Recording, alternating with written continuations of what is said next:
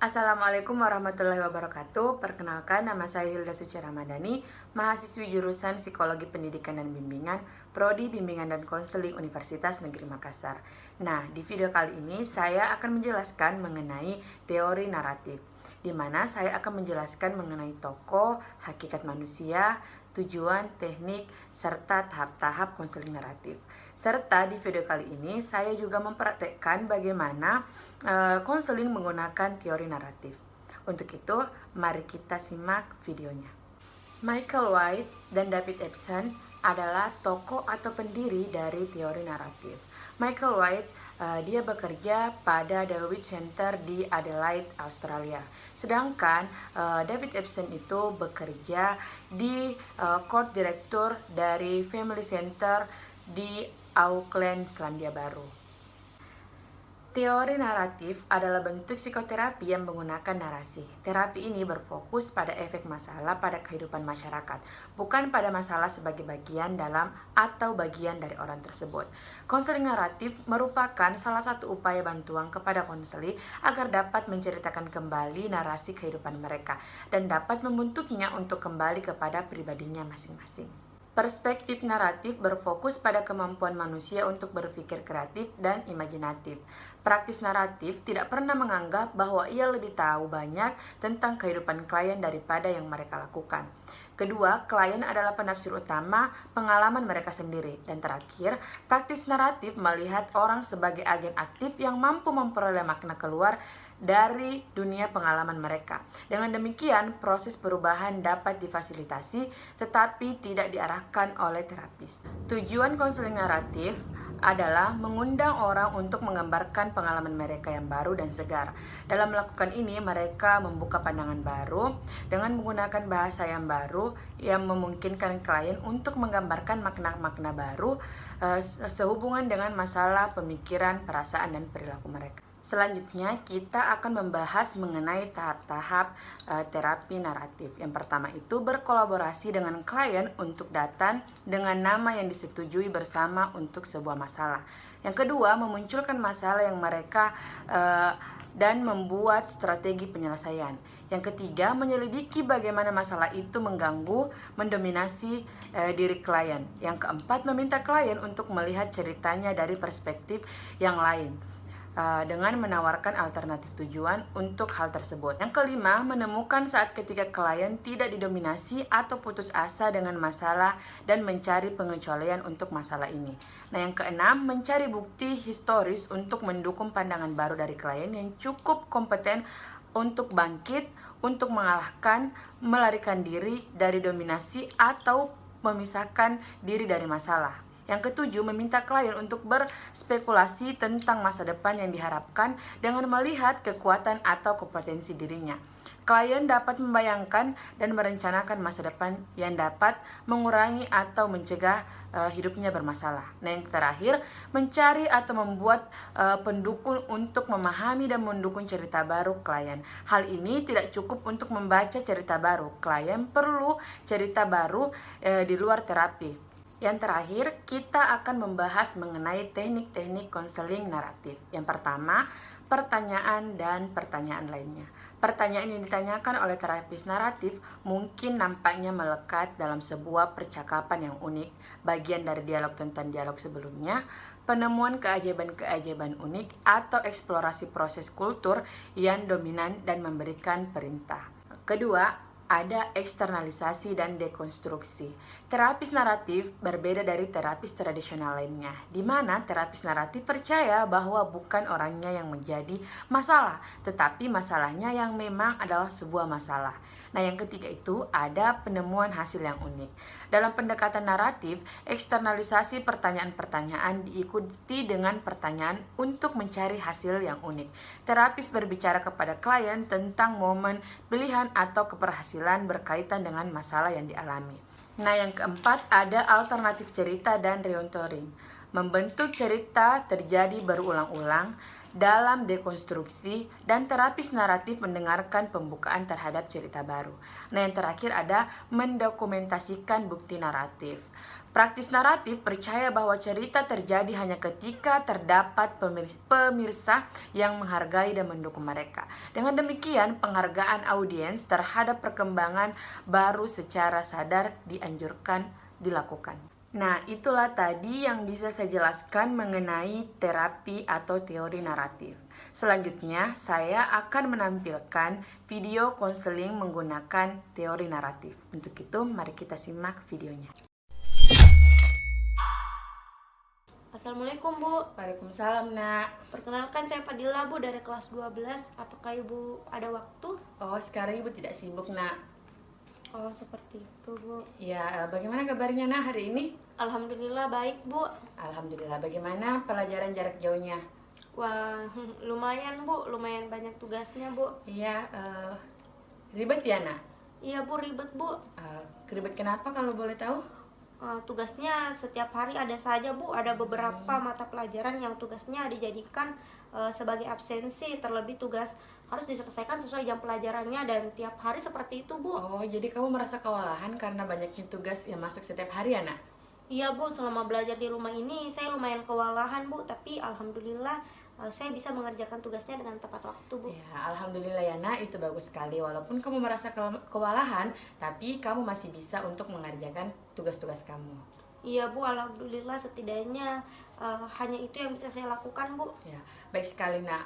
Kalau boleh Ibu tahu, apa ya alasan kamu datang ke Ibu? Oh iya Bu, jadi begini Bu, sudah 7 bulan sepertinya pembelajaran lewat rumah ini dilakukan. Dan selama itu juga saya belum pernah bertemu dengan teman-teman saya Bu di sekolah. Iya Nak, sudah 7 bulan ini kita belajar di rumah. Sepertinya kamu sangat merindukan teman-temanmu ya Nak? Iya Bu, belajar di sekolah dengan belajar jarak jauh itu rasanya berbeda Bu. Ya Nak, Ibu paham sekali dengan perasaan kamu. Sebelumnya, Ibu mau berterima kasih karena kamu telah datang dan menceritakan masalahmu kepada Ibu. Sebelum kita membahas lebih lanjut, Ibu ingin menyampaikan bahwa apa yang kita lakukan ini memiliki prosedur dan tujuannya itu untuk membantu kamu menemukan solusi atas kesulitan yang kamu hadapi. Dan Ibu percaya kamu bisa memiliki solusi dari kesulitanmu. Dan kamu hanya perlu untuk turut andil terlibat aktif dalam proses ini. Jadi Ibu di sini akan berperan sebagai konselor di mana Ibu akan membantu kamu menemukan solusinya. Sedangkan kamu berperan sebagai konseli, kamu akan menentukan solusi-solusi apa yang akan kamu lakukan dan dari masalah kamu. Lalu bagaimana menurut kamu Nak? Apa bisa dipahami? Iya Bu, saya paham Bu, tapi saya masih ragu Bu, apakah saya bisa menemukan solusi atas masalah saya Bu? Ya, satu hal yang Ibu ingin sampaikan ke kamu, orang yang paling tahu akan dirimu itu adalah kamu sendiri. Ibu yakin kamu pasti bisa menemukan solusi untuk dirimu ya Nak. Yang penting kamu mau bekerja sama dengan Ibu untuk menemukan solusi itu. Iya Bu, mudah-mudahan saya bisa menemukan solusi atas masalah saya ya Bu. Iya Nak, amin. Ibu percaya kamu bisa. Ibu ingatkan kamu harus berperan aktif dalam konseling kita agar kamu menemukan solusi yang menurutmu terbaik dan bisa kamu terapkan atas masalah yang kamu hadapi saat ini. Ibu juga ingin sampaikan hal-hal sekecil apapun yang kamu lakukan atau temukan bisa membantu dan bisa jadi petunjuk untuk solusi kamu. Jadi kamu tidak perlu terlalu tegang dengan resah apalagi malu dengan Ibu ya Nak. Ya Bu, insya Allah Bu, saya akan melakukan hal itu. Oke, karena kamu sudah paham, Ibu ingin menyampaikan suatu hal lagi. Sepertinya kita akan membutuhkan 2-4 kali pertemuan. Dan setiap pertemuan akan memakan waktu 45-60 menit. Tapi hal itu bergantung kepada kamu. Jika kamu terlibat aktif, kita akan membutuhkan waktu yang relatif lebih cepat. Bagaimana Nak? Ya Bu, insya Allah Bu, saya akan melakukan semampu saya Bu. Ya, Ibu sangat senang mendengar akan hal itu. Kamu memang anak yang baik. Ibu yakin kamu pasti bisa keluar dari masalah kamu ya Nak? Iya Bu. Ya, baik Nak, lalu apa yang ingin kamu ceritakan kepada Ibu? Begini Bu, semenjak belajar di rumah dan tidak bertemu dengan teman-teman saya merasa sangat aneh Bu dan tidak tahu ingin melakukan apa Bu. Jadi Nak, selama pandemi melakukan belajar di rumah dan tidak bertemu dengan teman-teman di sekolah, kamu merasa ada yang berbeda dengan dirimu? Iya Bu, benar sekali Bu. Nah, baiklah, boleh kamu jelaskan maksud keanehan yang kamu rasakan itu Nak? Begini Bu, saya merasa saya tidak bisa mendapatkan sikap kasih sayang selama berada di rumah Bu. Tidak bisa bercerita terhadap teman-teman saya juga Bu. Bisa kamu berikan contoh hal kasih sayang yang kamu tidak dapatkan dan cerita apa yang tidak bisa kamu ceritakan di rumah kamu Nak?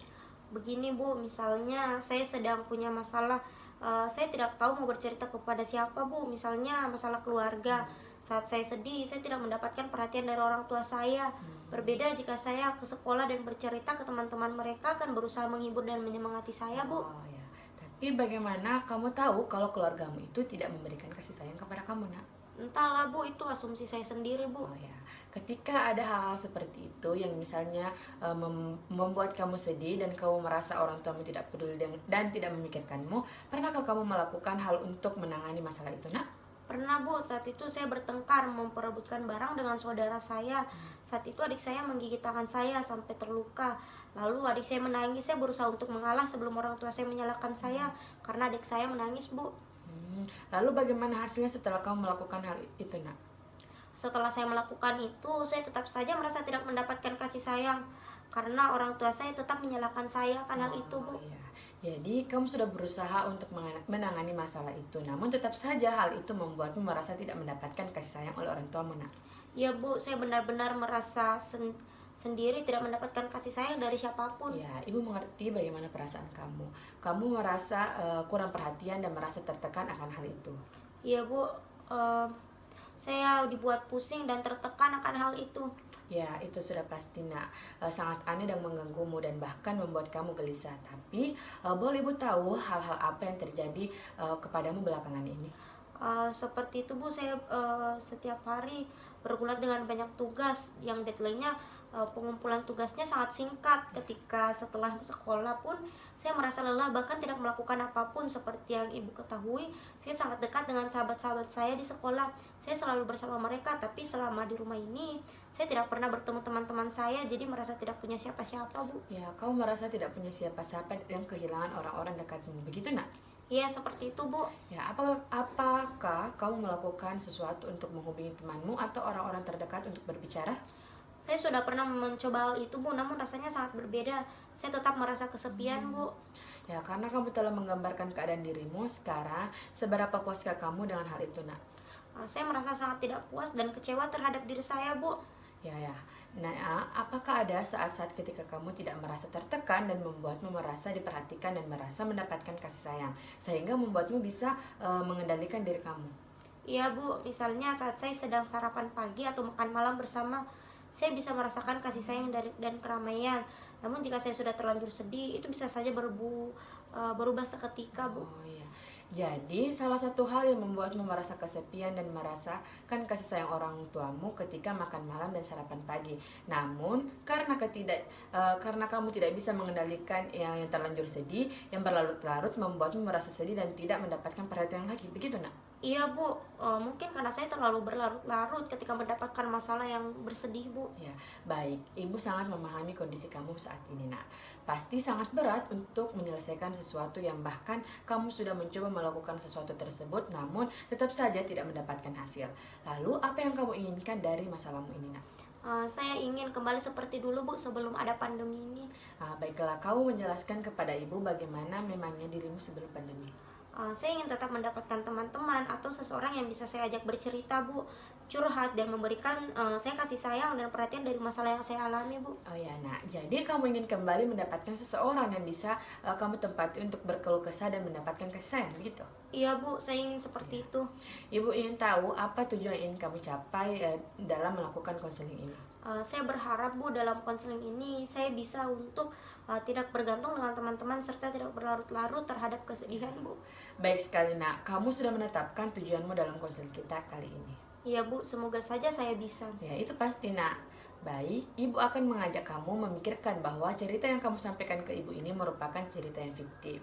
Dan kamu akan berperan sebagai penulisnya. Sampai di sini kamu paham? Iya Bu, paham Bu. Ya, baiklah. Bayangkan saja kamu akan membuat sebuah buku. Karena kamu penulisnya, kamu bisa dong mengubah ceritanya sesuai dengan yang kamu inginkan. Nah, kita berandai-andai ya, kamu sudah menuliskan naskah dengan cerita tokoh utama yang terjebak di rumah akibat pandemi, jauh dari teman-teman dan terus berada di rumah.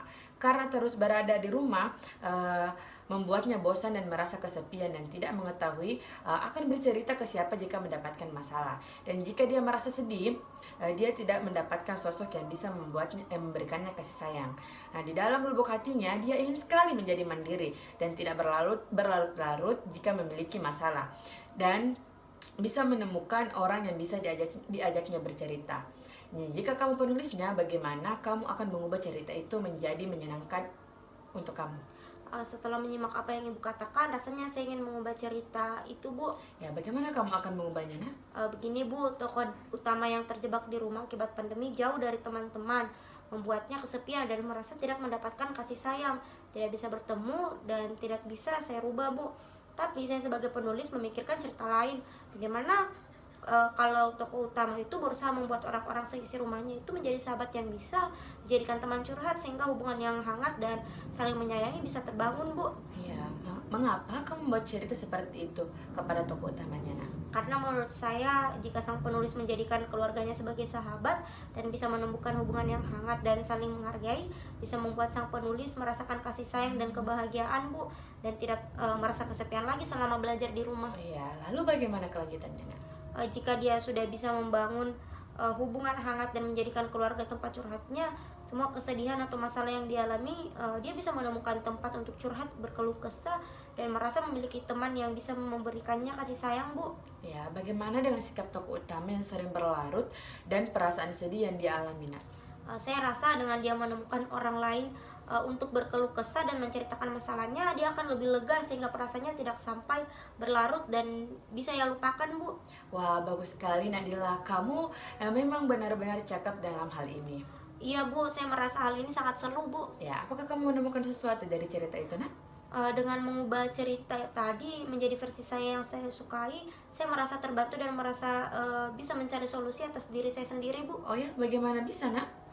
Dengan cara Ibu tadi membuat cerita itu, saya melihat hal-hal yang luput dari pandangan saya, Bu. Ya, misalnya seperti apa, Nak? Saya lupa dengan hubungan harmonis yang terjalin dalam keluarga saya. Dengan nyaman bisa menceritakan masalah saya dengan anggota keluarga, Bu. Saya juga menemukan mengapa saya sering merasa berlarut-larut dalam kesedihan, Bu. Jadi, apakah kamu sudah bisa menjelaskan kepada Ibu solusi yang bisa kamu tentukan untuk masalah yang kamu tengah hadapi ini, Nak? Iya, Bu, saya akan berusaha membangun hubungan yang harmonis, saling terbuka dan percaya dalam keluarga, Bu, dengan tetap akan menjalin hubungan baik dengan teman-teman walaupun di dalam situasi yang pandemi ini, Bu. Ya, kira-kira kapan kamu akan mulai menerapkan itu, Nak? Mungkin minggu depan, Bu. Saya akan berusaha melakukan kegiatan seperti menonton film bersama di rumah dan akan saya usahakan untuk makan bersama setiap hari, Bu. Ya, baiklah. Ibu sangat senang dengan apa yang kamu lakukan sejauh ini. Ibu harap kamu benar-benar bisa menerapkannya nanti, ya, Nak? Amin, Bu, mudah-mudahan saja. Ya, sebelum kita jeda sejenak dulu, apakah masih ada yang ingin kamu sampaikan kepada Ibu? Saya rasa sudah tidak ada, Bu. Oke, Nak. Ibu rasa memang tidak ada lagi yang ingin kamu sampaikan kepada Ibu. Kita jeda sejenak dulu ya. Kita akan lanjut sekitar 5 menit lagi. Iya, Bu. Bagaimana menurutmu? Iya, Bu. Ibu sangat senang atas apa yang kita lakukan dan khususnya apa yang telah kamu lakukan hari ini, Nak. Kamu sudah melakukan langkah besar untuk membantu diri kamu sendiri. Ibu sangat berterima kasih kepada kamu karena kamu telah memilih Ibu untuk melakukan hal ini bersama. Dan terima kasih juga karena kamu sudah ingin bekerja sama dengan baik bersama Ibu. Saya juga merasa senang, Bu, beban yang saya rasakan dan pendam selama ini untuk saya sendiri sekarang sudah memiliki titik terang. Terima kasih, Bu, atas bantuannya. Ya, Nak, tadi kita sudah menentukan apa yang akan kamu lakukan. Ibu harap kamu mengamati hal itu dan kamu bisa mencatat apa-apa saja perubahan yang terjadi setelah kamu melakukan itu, ya, Nak? Oh iya, Bu, jadi apa yang harus saya amati? Apakah hal yang saya lakukan untuk membangun hubungan harmonis, terbuka, dan saling percaya dalam keluarga saya, Bu? Iya, Nak, itu betul sekali. Iya, Bu, terima kasih, Bu. Saya akan berusaha untuk melakukan hal tersebut. Ya, lalu kapan kita bisa kembali bertemu untuk melihat perkembangan apa yang telah kamu lakukan, Nak? Sepertinya Selasa depan, Bu. Waktunya seperti pertemuan ini saja, boleh, Bu? Oke, berarti kita kembali bertemu Selasa depan di jam yang sama ya. Ibu sangat bangga dengan diri kamu dan solusi yang telah kamu buat. Iya, Bu, terima kasih juga, Bu, sudah ingin meluangkan waktunya untuk saya, Bu. Iya, Nak, tapi sebelumnya Ibu tidak membantu kamu, melainkan diri kamu sendiri yang telah berhasil menemukan solusi dari permasalahanmu. Iya, Bu, kalau begitu saya permisi, Bu. Ya, Nak. Assalamualaikum. Waalaikumsalam. Itulah tadi video mengenai teori naratif beserta video praktek konseling menggunakan teknik-teknik naratif. Segala kekurangan dari video saya ucapkan mohon maaf, atas segala perhatiannya saya ucapkan terima kasih. Wassalamualaikum warahmatullahi wabarakatuh.